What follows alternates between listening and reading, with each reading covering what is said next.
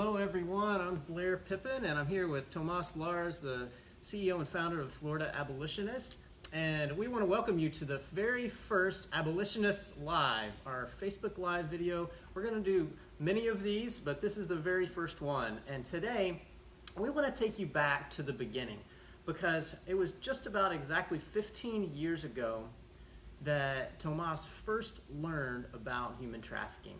So, Tomas, could you tell us what was it like that day? Sure. So, hello to all our friends and partners. We're really excited to start this series of Facebook Live and other things to come. And so, Blair, we, as we celebrated in the last week the 15 years that I've been in the anti-trafficking movement, it all started, as many people have heard in our presentations, back in Washington, D.C. I was invited to a meeting by, at that time, he was U.S. Senator of Kansas. One of the senators, Sam Brownback, who invited me to the staff meeting. And little did I know that day that he was going to be presenting the Trafficking in Persons report, which our State Department issues every June. And it was the 2004 edition.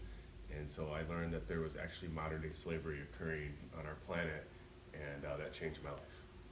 Well, what were you doing before that time professionally? So at the time, I was the assistant director of Links of Hope, which is a prevention of child abuse agency that's located in Brevard County in the city of Rockledge.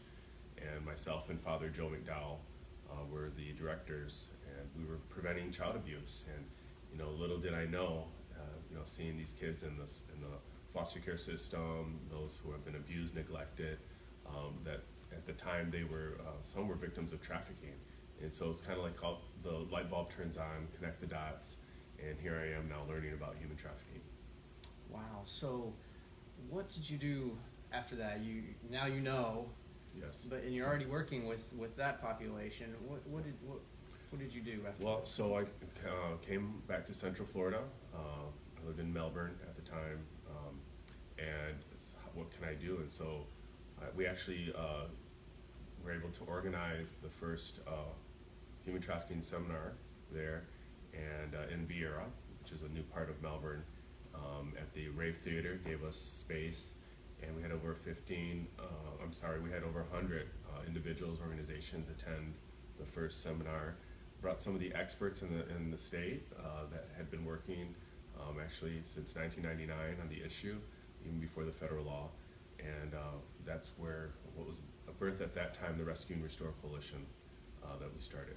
Wow. I mean, I think about 15 years ago, and I didn't know what human trafficking was 15 years ago, even 10 years ago. And so many in our community are even now only learning what it really is, or that it's happening right here in the U.S., in our cities, in our state. And so I think that must have been really eye-opening for a lot of people. Absolutely. I mean, it was hard to believe. And at the time, because of the State Department's report, the TIP report, and there's a focus even in our government on the foreign-born victims. Right. It wasn't until 2006, which I know we'll talk about in another series, when Shared Hope International introduced the concept of the domestic minor sex trafficking that was occurring right here as well. But it's still occurring here. There was many foreign-born victims identified at that time. Yeah. So Tomas mentioned we'll be discussing other things as we come, but this is where we got started. I mean, just a divine appointment. Tomas was there at that meeting that one time. They talked about it probably the whole year, and learned about it. I mean, you didn't live in D.C.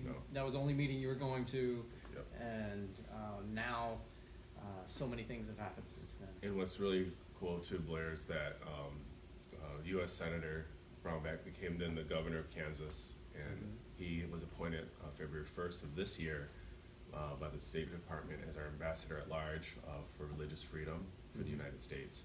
And so I'll be talking to the ambassador in the next couple months. We want to invite him hopefully next year to an event. But he is now fighting human trafficking even with religious communities that are being coerced, forced, in other countries. So it's pretty amazing. Still fighting for freedom. So Absolutely. That's Yes. fantastic. Yeah. Fantastic.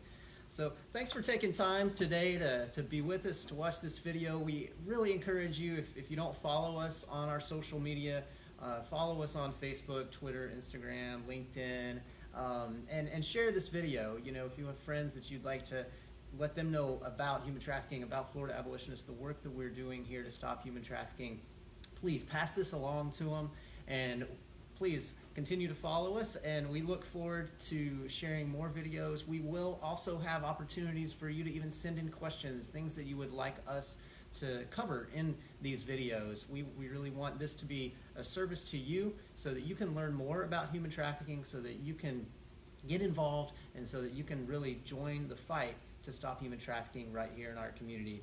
So thanks so much, and we'll see you next time.